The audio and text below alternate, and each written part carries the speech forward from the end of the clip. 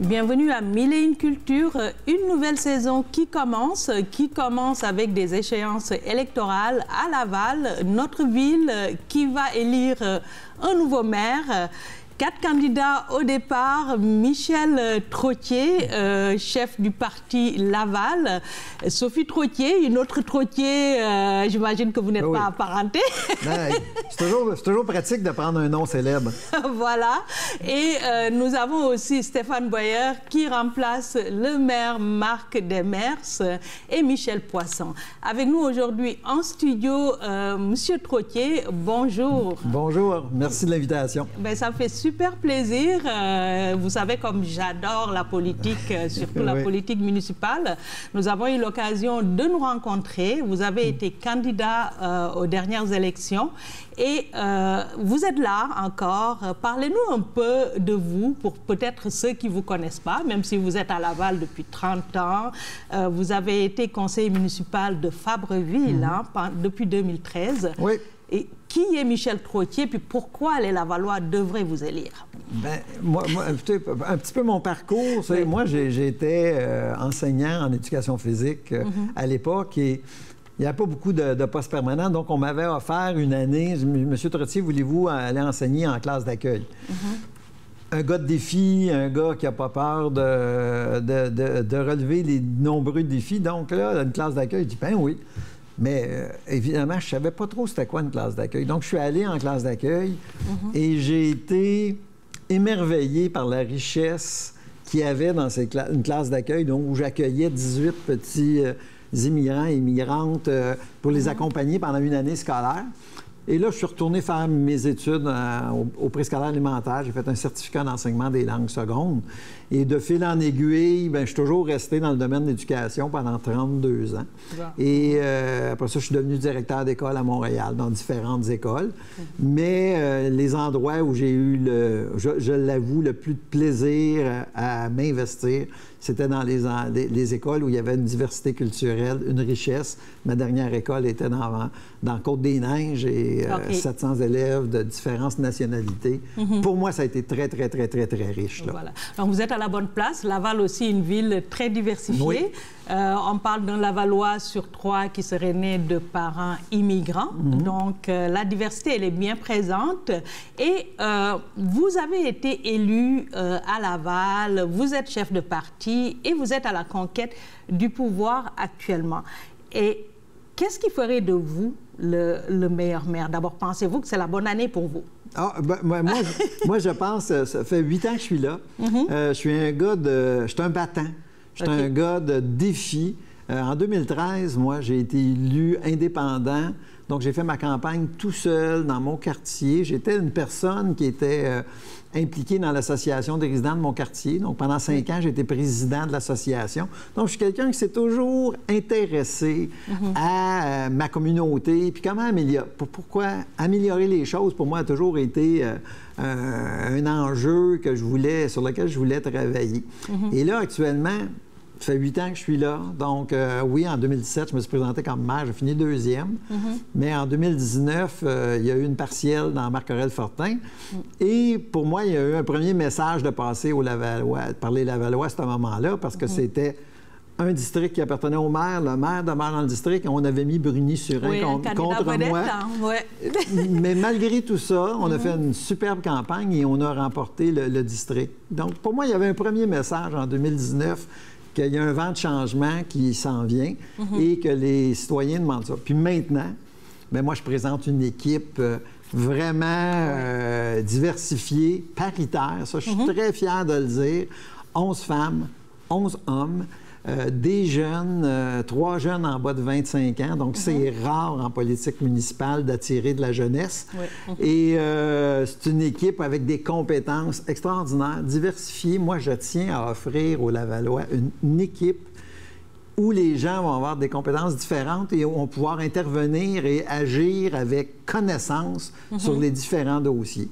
Donc, les gens viennent de plein d'horizons et on devrait offrir aux Lavallois là, une merveilleuse équipe qui va pouvoir les servir pour les 10 prochaines années. Voilà.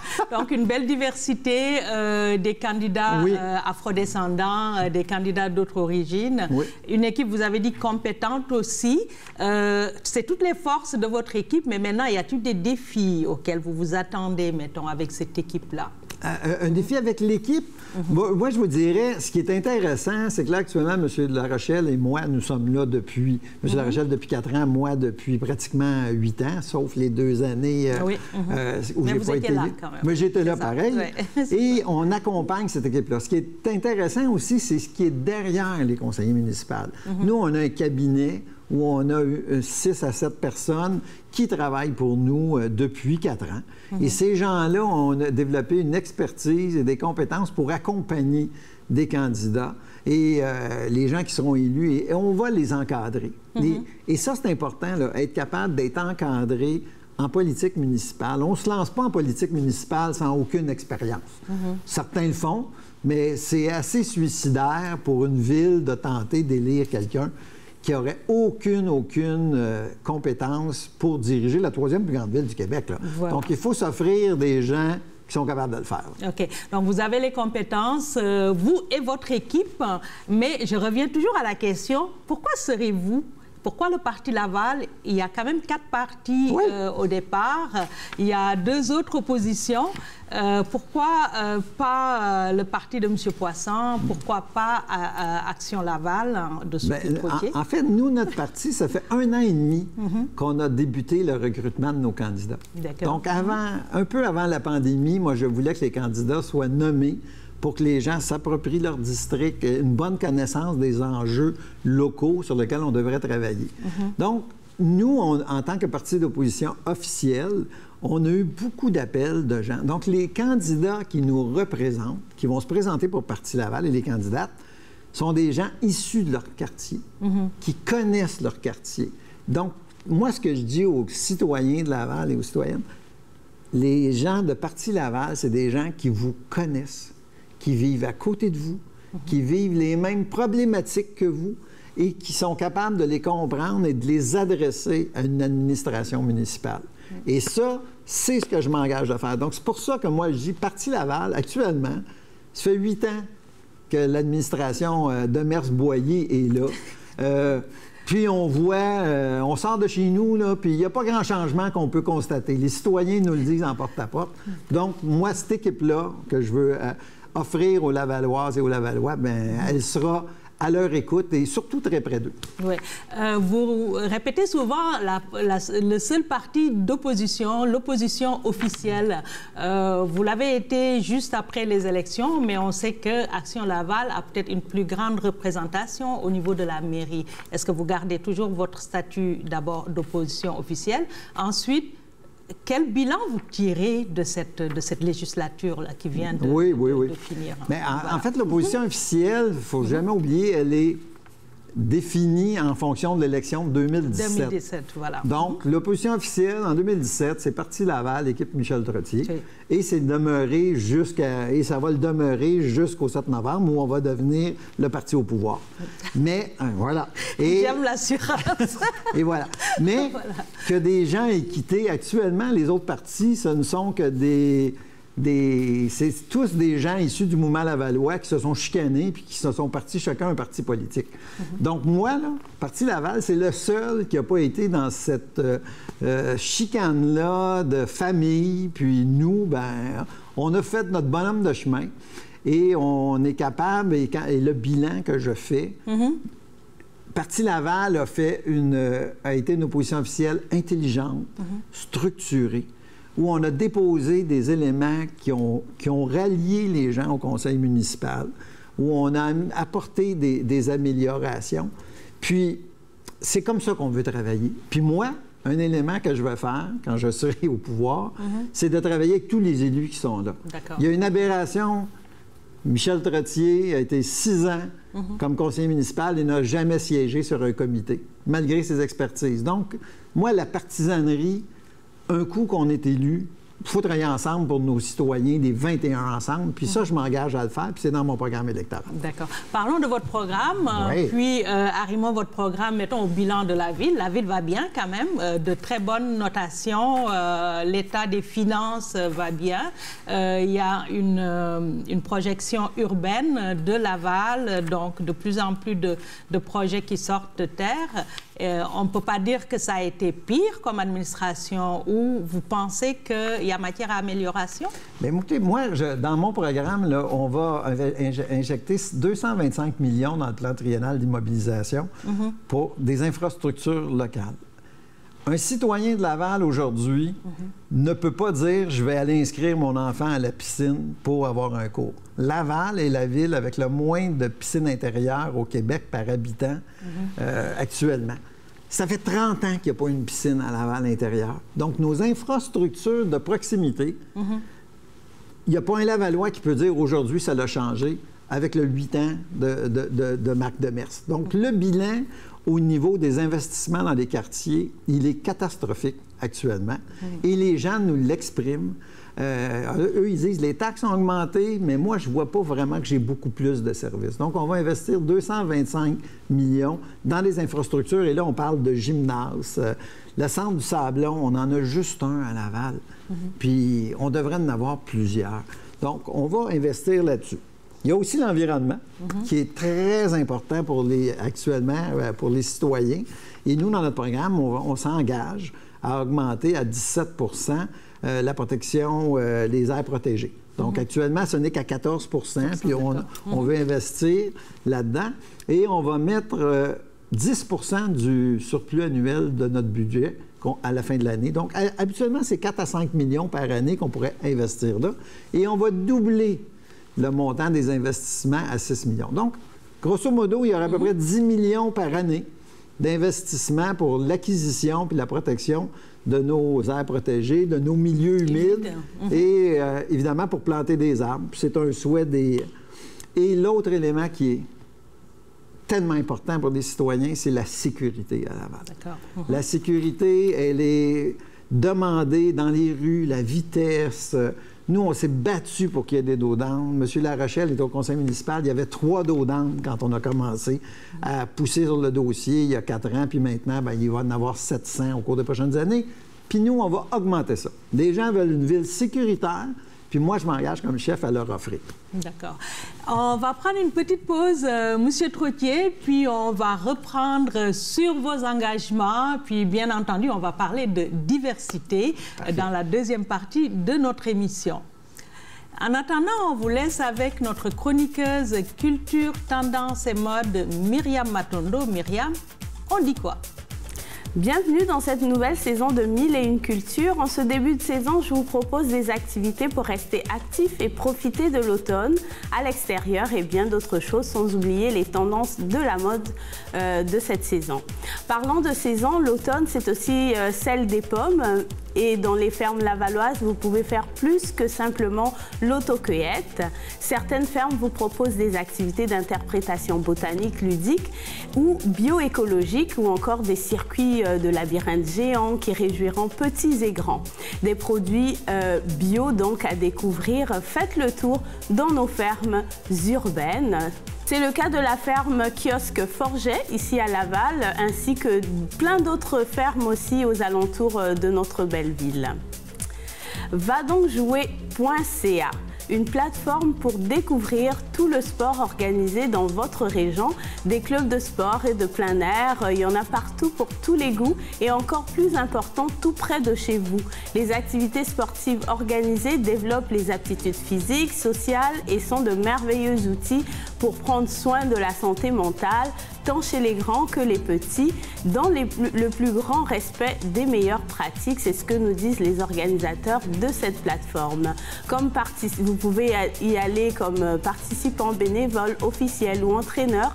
Faites partie donc de cette belle équipe de vadoncjouer.ca.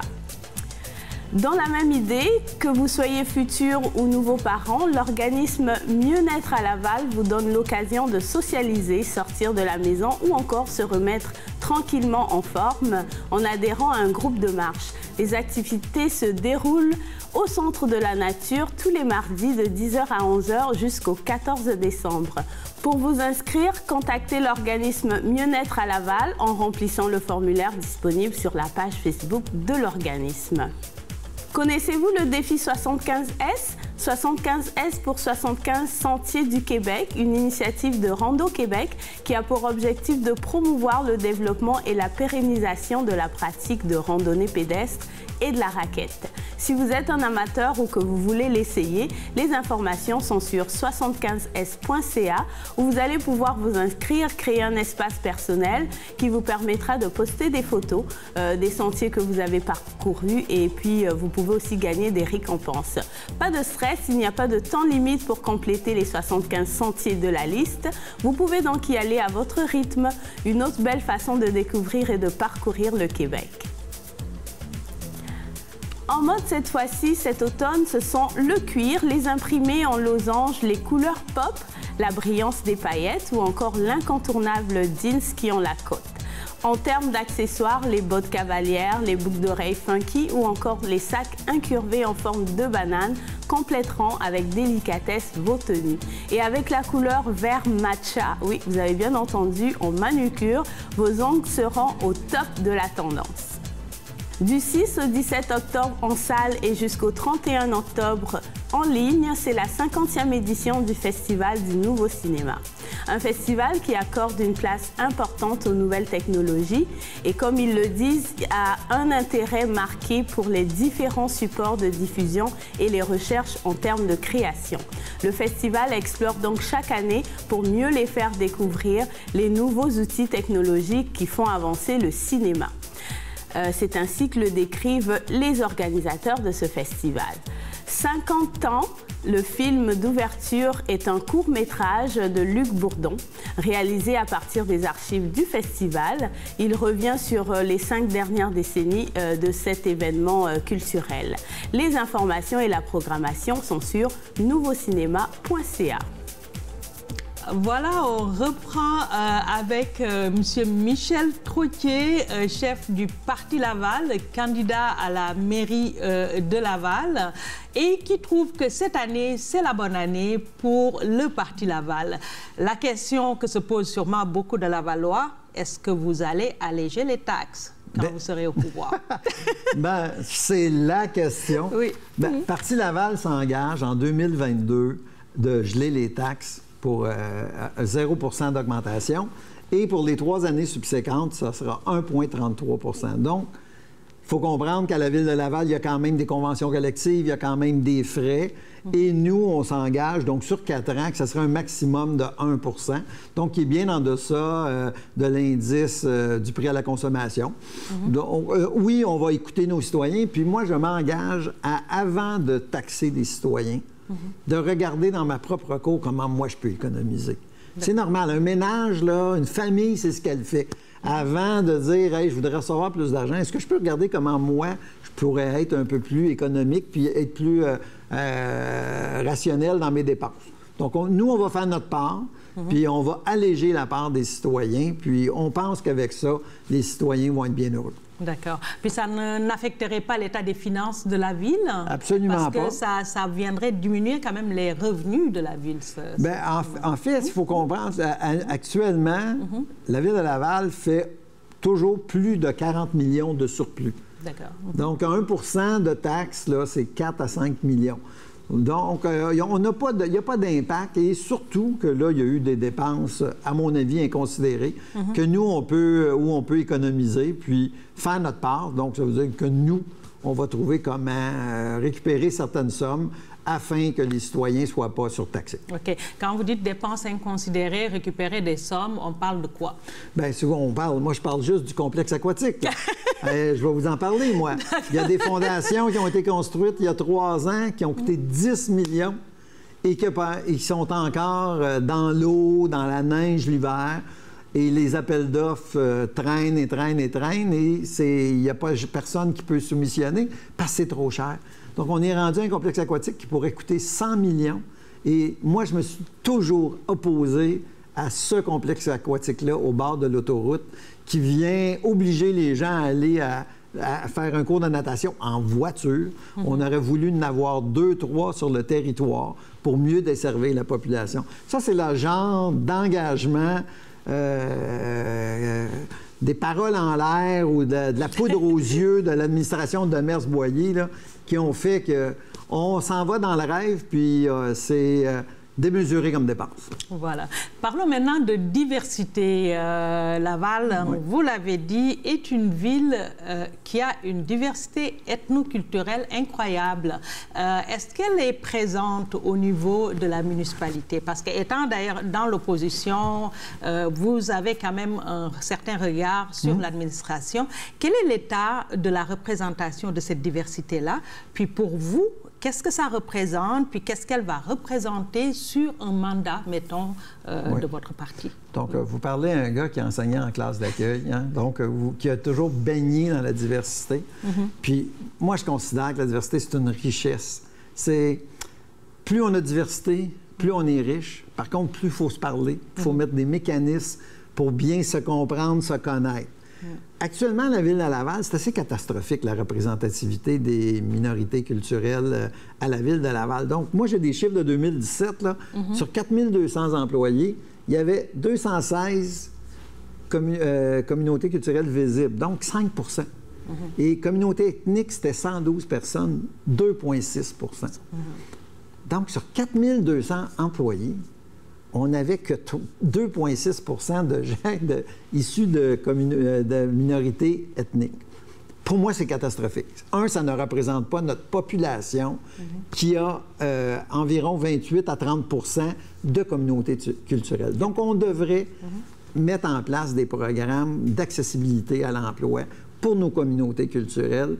Il n'y a aucune raison qu'on soit à un chiffre si bas en 2017. Ça a peut-être augmenté un peu, mais ça ne peut pas avoir changé drastiquement au cours des 3 dernières années. Bien, on sait que Laval n'a pas encore atteint les cibles que la ville s'est fixées, puis que plusieurs municipalités, d'ailleurs presque toutes les municipalités n'ont pas atteint ces chiffres de représentation de la diversité. Donc, vous, pour pallier à cette situation, vous parlez de mesures d'accompagnement pour l'accès à l'emploi. Quelles sont les autres mesures maintenant? Est-ce qu'il y a des mesures socio-économiques? Parce que c'est aussi souvent les populations les plus fragiles, les plus démunies. Au niveau de l'entrepreneuriat, on a vu comme à Montréal-Nord, il y a eu des programmes qui ont été mis par les municipalités pour accompagner les entrepreneurs de la diversité. Est-ce que c'est quelque chose qui est dans votre programme? Oui. Bien, en fait, nous, ce qu'on veut travailler, c'est de regarder avec le service du développement économique comment on peut soutenir nos PME. Il faut se rappeler que nos PME, c'est pour 80 de l'emploi à Laval, sur le territoire de Laval. Donc, l'importance de développer des petites PME et encore plus de les développer à partir de gens de communautés culturelles qui auraient un projet ou une intention. Moi, je pense qu'il faut quelque chose de spécifique pour ça. Parce que pour corriger les chiffres catastrophiques que je vous ai donnés tantôt, ça va prendre un impact majeur là, pour dire aux gens, venez, investissez. Et en même temps, Laval doit faire que c'est une ville qui peut les accueillir aussi. Tu sais, c'est pas juste... venez ouvrir... une ville, on doit pouvoir y demeurer, se déplacer, s'y instruire, se divertir. Donc, c'est un ensemble de mesures qu'il faudra mettre en place pour permettre à ces gens-là de venir œuvrer sur le territoire de Laval. Voilà. Monsieur Trottier, on arrive bientôt au terme de l'émission. Parlons du 7 novembre. Vous êtes confiant et pensez-vous que ça va se faire? Vraiment. Oui, écoutez, je suis très confiant. Le travail qu'on a fait depuis 8 ans est un travail qui s'est construit, qui s'est développé. On a une crédibilité, on a une reconnaissance. Et surtout, les gens, quand ils nous voient, ils disent « Hey, c'est sympathique, Parti Laval, vous êtes proches. » Quand les gens s'adressent à nous, ils disent « Oui, on va voter pour vous. » Puis moi, ce que j'aimerais, là, c'est comme maire, là, c'est le jour quand j'aurai fait 2-3 mandats. Je suis tout jeune quand même, là. Moi, je voudrais que les gens sortent de chez eux et disent « C'est donc bien beau, Laval. C'est donc bien organisé. C'est donc bien sécuritaire. » Puis si, un jour, les gens, graduellement, sont arrivés dans un environnement comme ça, puis ils s'en aperçoivent pas, puis ils sont juste bien chez eux, bien, moi, j'aurais fait mon travail de maire. Puis je serais très heureux pour les Lavallois. OK. Élu le 7 novembre, une ou deux premières mesures que vous prendrez? Bien, évidemment, c'est le budget annuel. Donc, je rappelle le gel de taxes pour l'an 1. Et après ça, c'est de travailler sur le plan triennal d'immobilisation pour amener des infrastructures de proximité. Et l'autre élément important, c'est de travailler sur la sécurité dans nos rues. C'est ce que les gens nous demandent. Donc, diminution de vitesse, amélioration des mesures d'atténuation de la circulation, afin que les gens à mobilité réduite, les personnes âgées, les enfants, soient dans nos rues en sécurité. Merci beaucoup, M. Trottier, puis bonne chance pour la suite. Nous allons suivre avec beaucoup d'intérêt ces élections. Bien, je vous remercie beaucoup, puis je reviens vous voir comme maire. Ça me fera plaisir, ça me fera toujours plaisir de vous recevoir. Voilà, c'est ce qui met fin à cette première émission de la 10e saison de 1001 Cultures. Nous allons nous quitter avec le coup de cœur artistique de la production, un coup de cœur qui vous sera présenté par Myriam Matondo. Quant à moi, je vous retrouve la semaine prochaine. Et maintenant, le coup de cœur de la rédaction, il s'agit du titre « Mama » de Joyce Sultana, une artiste-auteur-interprète, révélation Radio-Canada en musique du monde 2021-2022.